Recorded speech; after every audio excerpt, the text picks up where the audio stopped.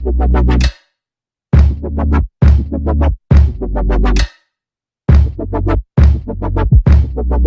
dari tadi kita ngomongin pariwisata, sekarang silakan teman-teman mau nanya apa ke saya akan jawab. Segmen santai. Ya. Dari tadi sebenarnya santai sih. One question. One question. Dimulai dari, saya selalu penasaran. Misalkan Saya buta benar apa enggak? Buta benar enggak? Iya, itu salah satunya sih sebetulnya. Karena pas ngobrol kok bisa tahu Richard Gere. Gitu. Nah, jadi kadang ada dari sisi saya tuh untuk bilang orang disabilitas tuh saya kurang berkenan gitu. Apakah merendahkan atau tidak gitu. Nah, dari sisi ya anggaplah kaum disabilitas ini sendiri, mereka sebetulnya memperdulikan hal itu nggak sih gitu. Ini dari sisi ini ya, ketersinggungan atau enggak ya? Iya. Ada dua sih sebenarnya. Jadi ada yang mereka emang nggak peduli. Jadi nggak peduli dalam artian emang ya udah, lo mau bilang gue cacat, mau bilang gue disabilitas, mau bilang gue lumpuh, atau mau bilang gue handicap, mereka nggak peduli karena ada yang tidak mengerti gitu, bahwa terminologi itu tuh membuat mereka jadi diperlakukan berbeda. Ya kayak misalnya waktu kita dikatakan sebagai penyandang cacat atau orang yang cacat, perlakuannya berbeda ketika dengan kita disebut sebagai orang dengan disabilitas. Gitu. Ini ibaratnya kayak gini deh. Kalau Kang Anto pagi-pagi keluar rumah, terus depan rumah ada bangke. Apa yang Kang Anto lakukan? Nyari dulu baunya dari mana nih. Nah, udah ketemu nih bangkenya nih. Buang sejauh-jauhnya. Buang sejauh-jauhnya kan. Oke. Nah, sekarang saya rubah. Kubur. Saya rubah. Kang Anto pagi-pagi keluar, ada mayat, ada jenazah di depan rumah. Apa yang dilakukan? Panggil dulu polisi. Beda kan perlakuannya kan?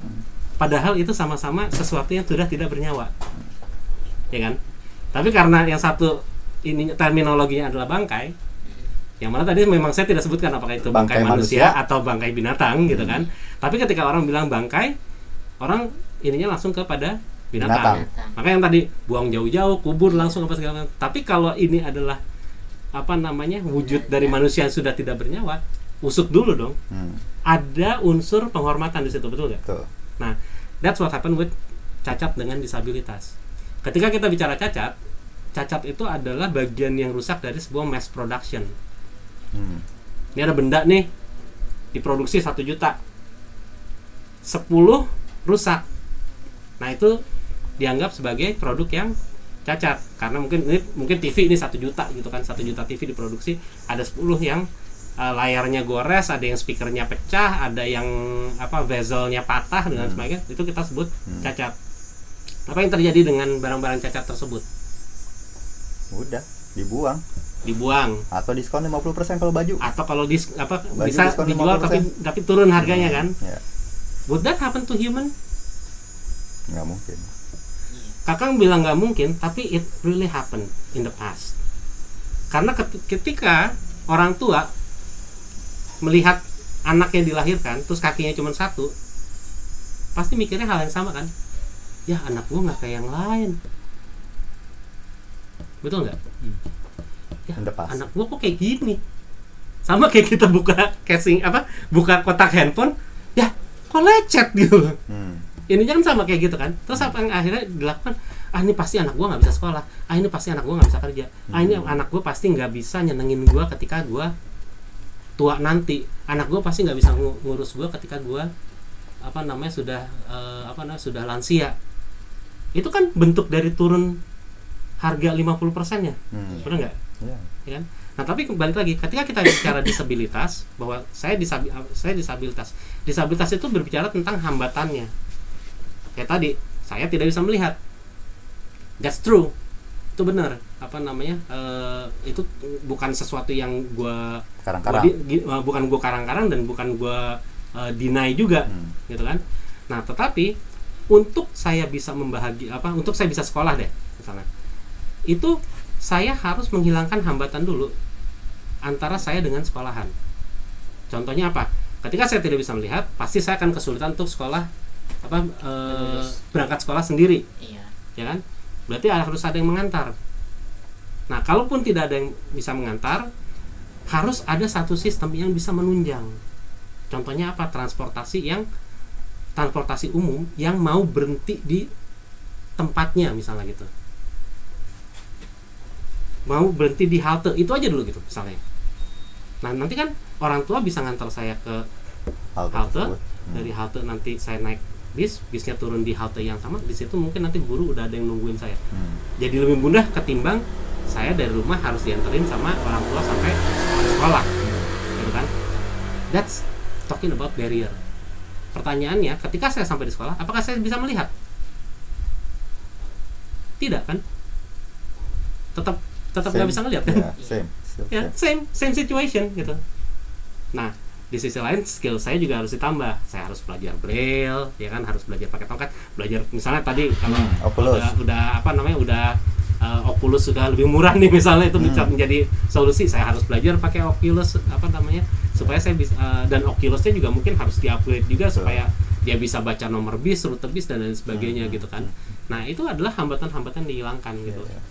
Aku bisa di Jakarta misalnya pakai Google Map untuk pergi kemana-mana gitu. Karena apa? Google Map-nya sendiri itu sudah dikomunikasikan juga untuk dia bisa si aplikasinya itu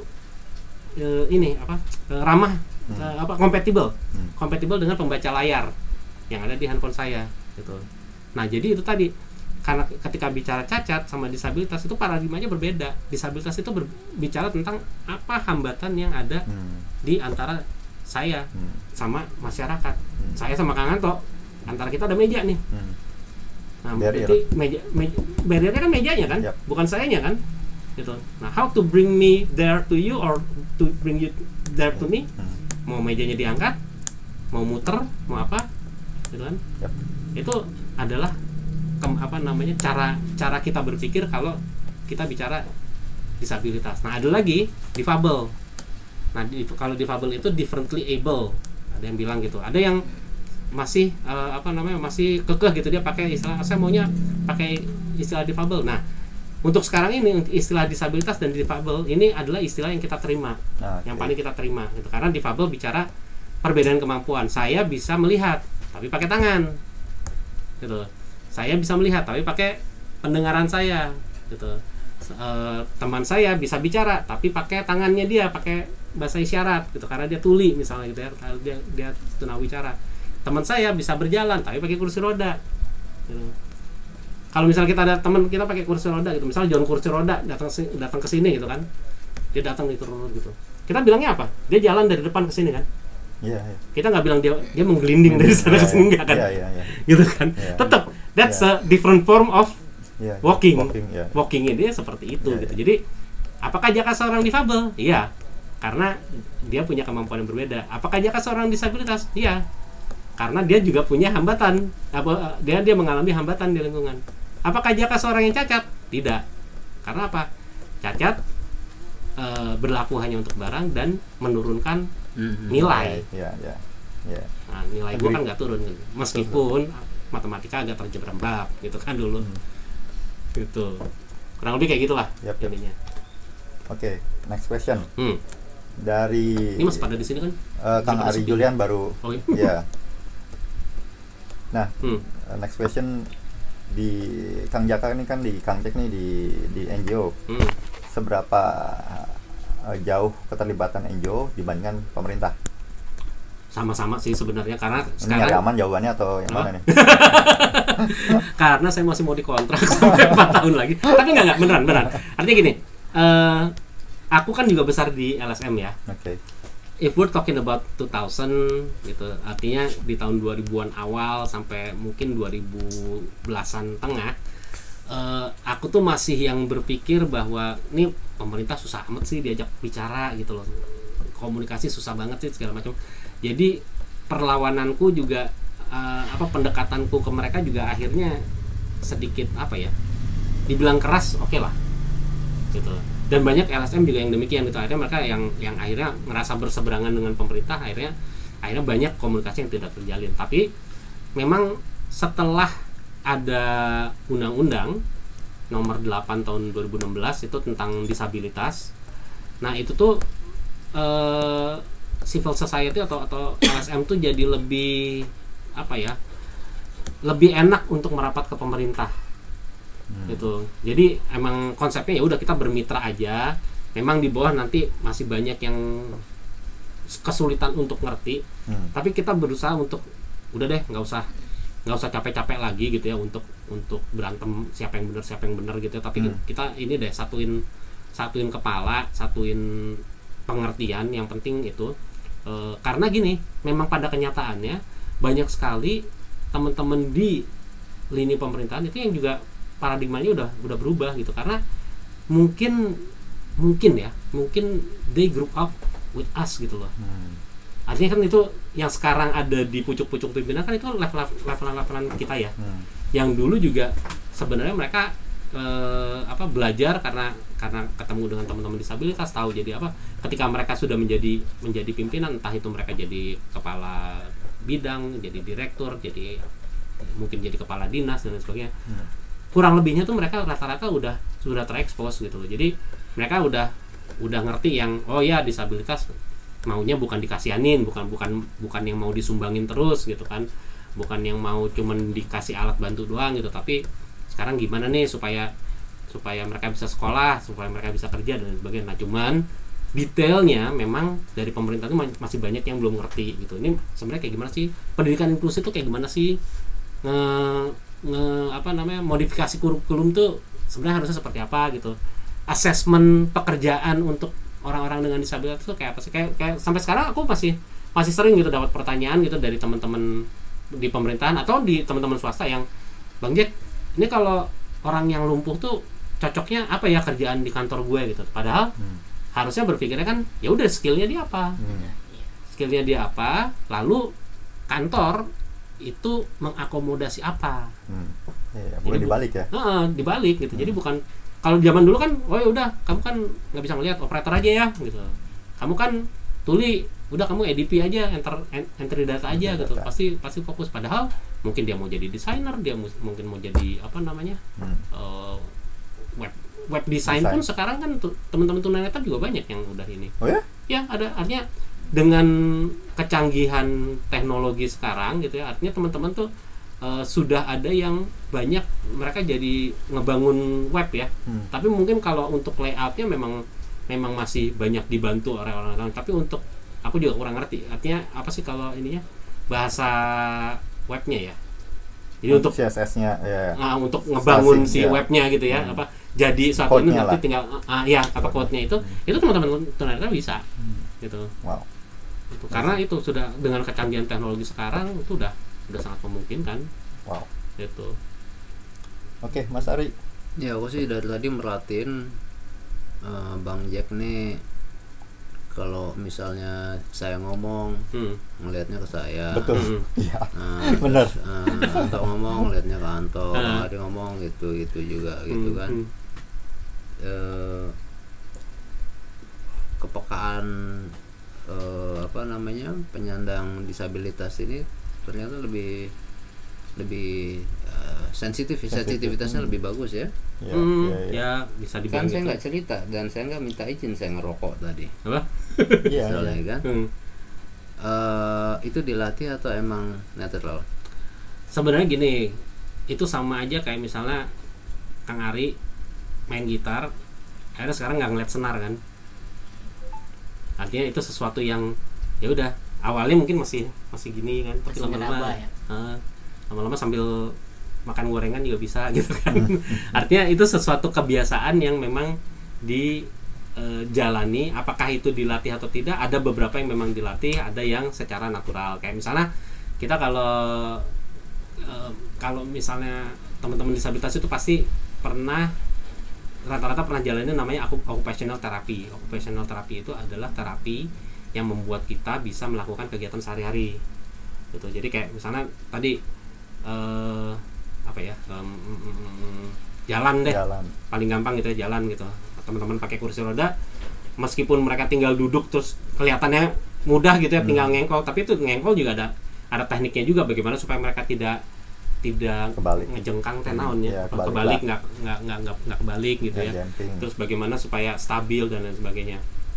Aku juga ketika harus pakai tongkat gitu, bagaimana caranya supaya kontrol kiri kanannya tuh berjalan gitu. Nah terus tadi kayak misalnya aku nengok kiri kanan, ya itu memang aku dibiasakan aja gitu untuk tetap menghormati orang ketika bicara. Ya kamu tetap nengok ke ininya, apa namanya, ke orangnya gitu. Jadi nanti kalau orang yang nggak mau dengerin, kamu punya alasan gitu, gue ngomong aja ngeliatin lo gitu kan.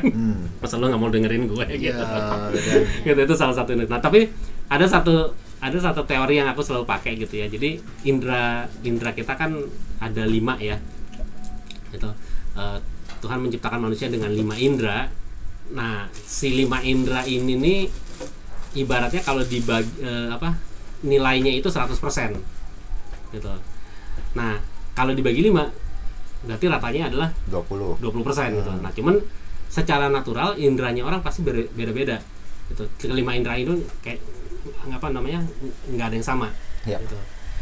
Nah tapi kelima indra ini itu selalu tetap reach ke 100% totalnya. Jadi ketika yang satu naik ke 80%, yang lain nggak mungkin 60%.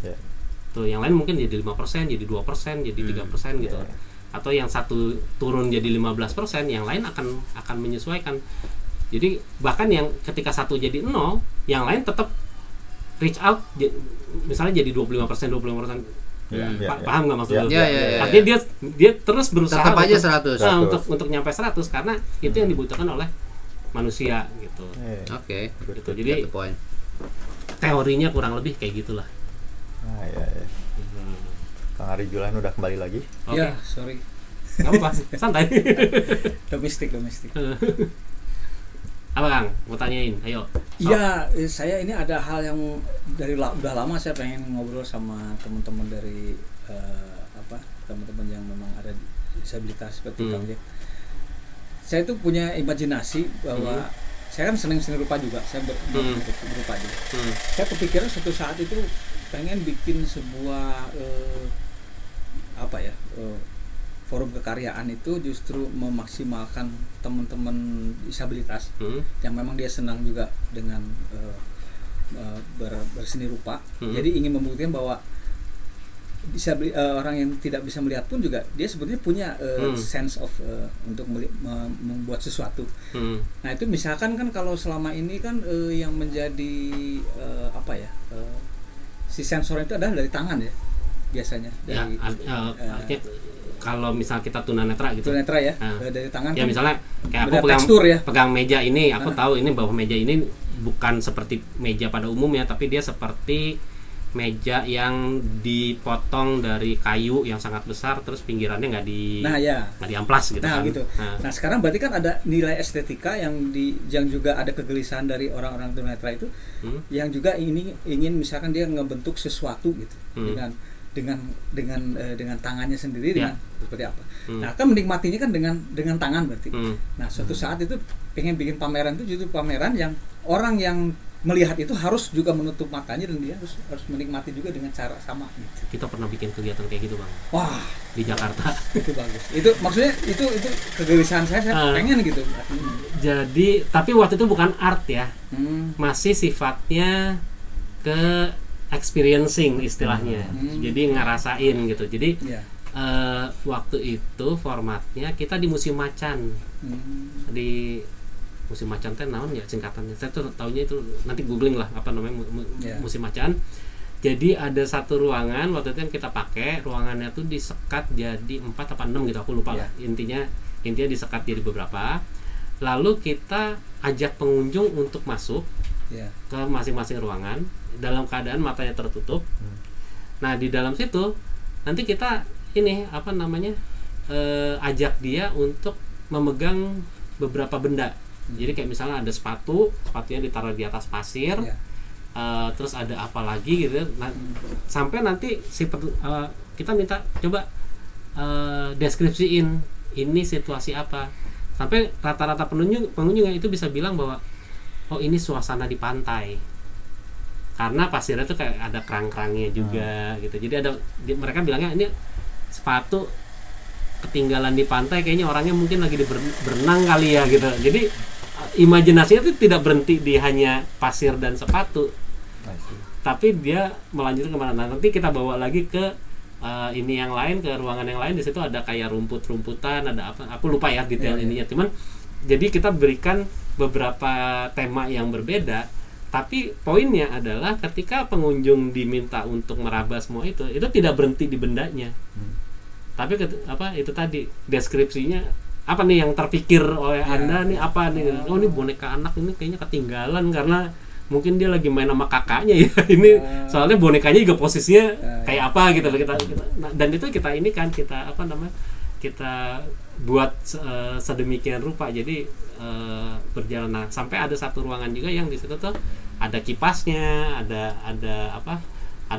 kita bikin kayak efek panasnya gitu ya. Terus ada apa? Dia merasakan itu. Kita pernah tuh bikin itu. Sama 2000 berapa ya waktu 2019 apa 2019 kalau nggak salah kita pernah bikin itu Dine in the Dark. Makan tapi matanya ditutup semua gitu. Itu juga buat experiencing juga sih, buat teman-teman. Nah, cuman hal-hal seperti itu akan sangat bermanfaat kalau briefingnya tuh kuat, Kang. Iya, betul. Jadi jangan setelah keluar ruangan tuh dilepas gitu aja, karena itu tidak akan, artinya oke, itu jadi experience buat mereka gitu, tapi nggak akan kebawa sampai jadi besok. Sesuatu yang teringat. Kita berharapnya adalah dengan membawa seperti itu ada keberlanjutan. Ya, as simple as misalnya ketika dia nyampe di kantor, dia berpikir kayaknya kita bisa kerja deh sama teman-teman disabilitas betul, gitu loh. Gue kemarin begini ternyata mereka bisa kok, gue bisa, kayaknya mereka bisa deh. Artinya itu menjadi influence gitu buat teman-teman yang lain gitu. Bagus itu.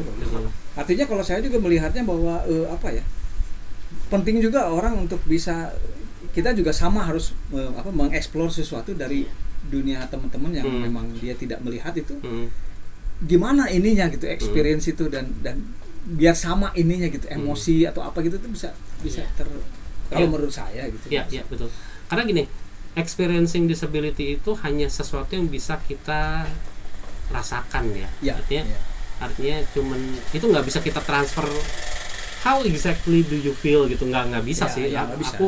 Tapi nggak perlu sebetulnya. Nah, itu artinya justru yang diperlukan adalah knowledge-nya gitu kan, bahwa oke, ini yang dihadapin sama teman-teman, gue juga ngerasa nggak nyaman kalau kayak gini, apa yang bisa gue lakukan? Ya udah, konsultasi lagi aja gitu kan, lebih in-depth itu mau seperti apa gitu. Ya, artinya juga apalagi kalau menurut saya dalam dunia kesenian itu misalkan bisa aja si teman yang yang tidak bisa melihat ini tuh, dia punya kegelisahan sendiri untuk misalkan punya satu shape tertentu yang ini menarik gitu. Itu kan bisa di-share dengan orang lain juga untuk merasakan itu, bukan melihat tapi merasakannya gitu. Iya, betul.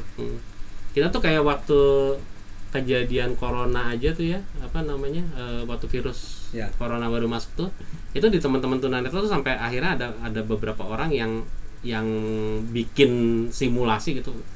Itu virus yang dibilang kayak corona tuh kayak apa, itu dibikin bentuknya gitu. Jadi kayak kan tahu kayak yang bulat itu, kayak rambutan jelas gitu kan. Betul. Itu kurang lebih kayak gitu loh ininya tuh.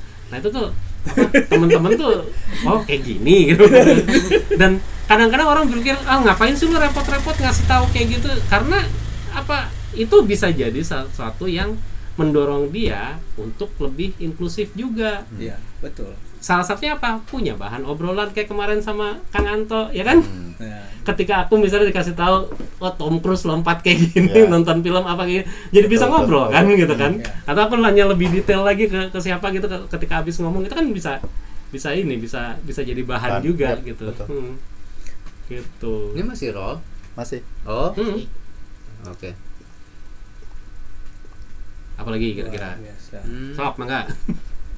Tapi paling nggak menurut Kang Jack sendiri, dari kacamata Kang Jack melihat teman-teman disabilitas sendiri, apa yang menjadi kesulitan mereka untuk bisa dekat dengan teman yang lain atau di luar disabilitas? Pertama sih level kepercayaan diri. Kepercayaan itu ya. Artinya tadi kayak yang aku bilang gitu, banyak teman-teman yang ngerasa masih ya udah gue cacat, ya udah gue. Nah itu jadi belum move on dari ininya mungkin. Iya, tapi nggak bisa disalahin juga karena banyak dari mereka juga yang belum terekspos juga dengan kenyataan bahwa lo tuh bisa lebih jauh dari ini gitu loh. Karena gini, nggak usah jauh-jauh kita bicara suatu desa di Sumbawa gitu ya, kita bicara suatu RT di Jakarta aja itu masih ada keluarga yang nyembunyiin anaknya gitu.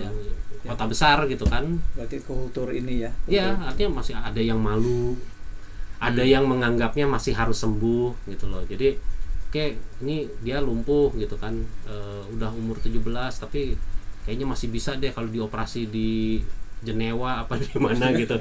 Akhirnya karena fokusnya adalah penyembuhan, keluarga jadi lupa untuk mengembangkan kemampuannya yang harusnya dalam waktu 17 tahun itu sudah menjadi apa, sudah menjadi sesuatu atau mungkin dia bisa sekolah, dia bisa ini, padahal masalahnya cuman nggak bisa jalan doang kan gitu loh, apa namanya. Nah tapi itu perbedaannya. Kalau perspektifnya saya ngelihatnya kan cuman kagak bisa jalan doang gitu, tapi orang tuanya kan ini tidak hanya cuman tidak bisa jalan, ini lebih memang banyak gitu ya, artinya contoh banyak kayak Hawkins saja. Nah Hawkins saja gila, profesor tuh. Itu Stephen Hawkins itu juga kalau misalnya orang bilang apakah disabilitasnya dia disabilitas yang berat. Nah, kalau saya bilang tidak. Karena dia sudah hambatannya dia udah banyak banget yang dihilangin. Dia punya alat ini, dia punya alat itu sehingga dia dipermudah ya. Nah, teman-teman mengatakan berat karena sadar tidak sadar melihatnya ke dirinya sendiri, kondisi fisiknya, ya kan, betul kan?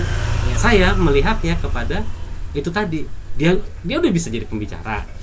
Dia udah bekerja, dia punya eksistensi dengan segala diberikan sesuatu artinya dia sudah di-provide dengan segala macam ini. Memang alat-alatnya mahal dan lain sebagainya gitu. Untuk orang lain itu masih menjadi barrier, tapi untuk seorang Stephen Hawking ketika itu sudah dengan prestasinya yang sedemikian rupa sehingga akhirnya banyak orang yang udah gue mau deh invest di dia gitu kan. Nah, itu menjadi sebenarnya disabilitas dia menjadi ringan karena itu tadi hambatannya itu banyak banget yang di remove gitu kan. Menarik sekali ini. Bang Heri, ada yang mau ditanya? Kalau dari saya Pak, ini salah satu pelajaran dan motivasi buat diri saya sendiri. Saya termotivasi dengan Bapak yang gigih dalam gigi 1 atau gigi 2 saya metik ya yang semangat Pak, yang masih semangat, sedangkan kita yang masih muda-muda masih bermalas-malasan untuk menuntut ilmu. Jangan sambil nangis Heri. Iya. Dan saya di sini juga merasa terharu Pak, dan tadi sebelum kesini saya sudah diceritakan sama Pak Anto terkait Bapak bahwa Bapak mohon maaf Pak, tunanetra katanya bisa nggak usah maaf juga emang bisa saya kan tidak minta maaf Anda orang Sasak kan dari tadi kan santai aja. Iya kan? Lanjut. Iya. Jadi nggak mau nangis nih.